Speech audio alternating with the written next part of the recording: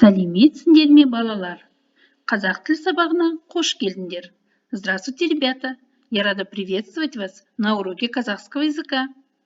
Бүгінгі сабағымыздың тақырыбы «Біз медеуге барамыз». Тема сегодняшнего урока «Мы идем на Медеу». Балалар, мына суретте бүкіл әлемге әйгілі Медеу мұз айдыны бейнеленген. Бұл Медеу мұз айдыны әлемдегі ең үлкен спорт кешендерінің бірі болып табылады. Дети, вы на картине видите известный всему миру ледовый спортивный комплекс Медеу. Медеу находится в городе Алматы. Это гордость нашей Родины. Балалар, бүгінгі сабағымыздың жаңа сөздермен танысайық. А теперь давайте познакомимся с новыми словами. Медеу, Медеу. Алақай, ура. Барамын, пойду. Шаңғы, лыжи. Осы сөздерді менімен бірге қайталаңдар. Повторите новые слова вместе со мной. Медеу. Алақай. Барамын. Шаңғы. Осы сөздерді қолдана отырып, сөз тіркес құрастырайық.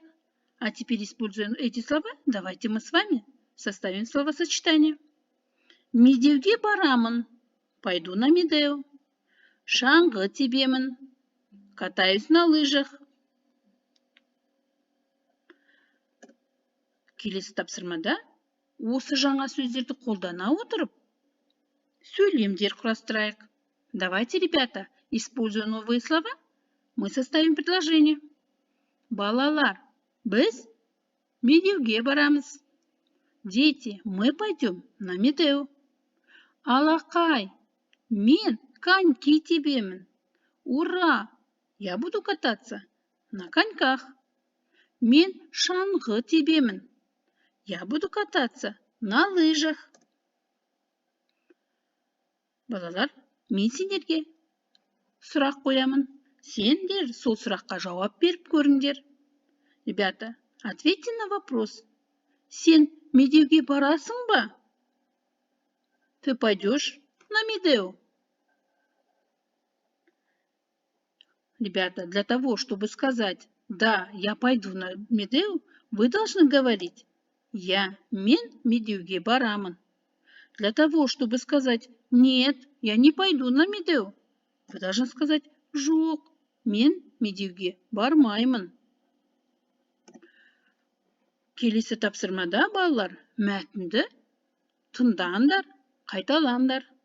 Ребята, давайте мы послушаем текст и повторим. Мен Медеуге барамын. Я пойду на Медеу. Мен коньки, шаңғы тебемін. Я буду кататься на коньках и на лыжах.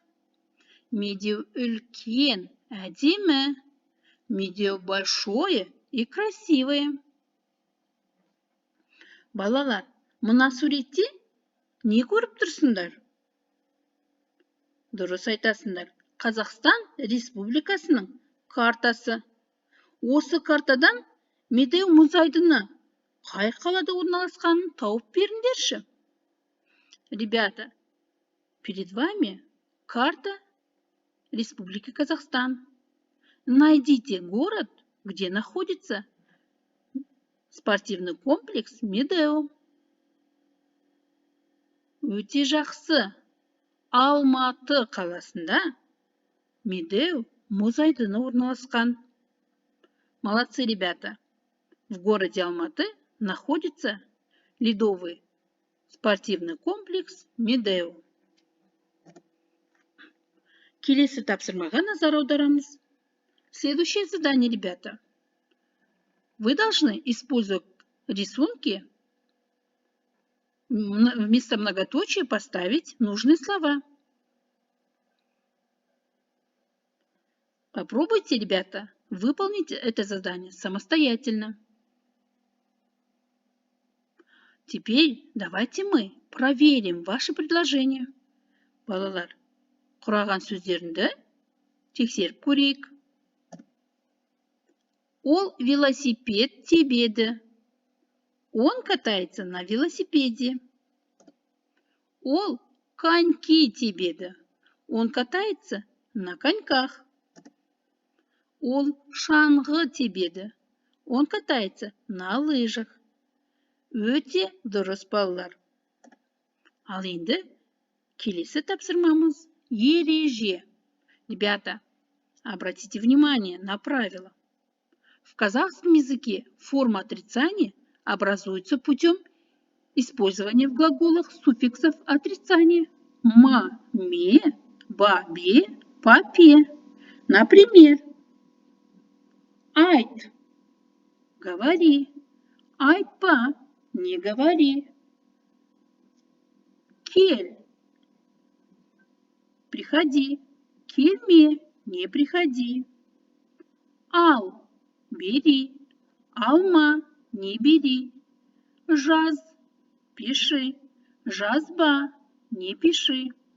Сүрт – вытирай, сүртпе – не вытирай. Суффиксы отрицания добавляются только к глаголам. Запомните, ребята. А теперь давайте рассмотрим на примере. Коньки тебемін. Буду кататься на коньках. Коньки тепеймін. Не буду кататься на коньках. Шаңғы тебемін. Буду кататься на лыжах. Шаңғы тепеймін. Не буду кататься на лыжах. Ребята, запомните это правило. А теперь следующее задание. Давайте мы с вами научимся правильно отвечать на вопросы. Келесі тапсырмада сұрақтарға дұрыс жауап береміз. Сен қайда барасың? Куда ты идешь? Мен медеуге барамын. Я пойду на Медео. Сен не істейсің?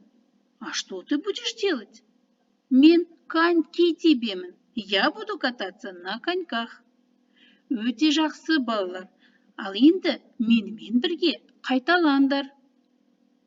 Сен қайда барасың?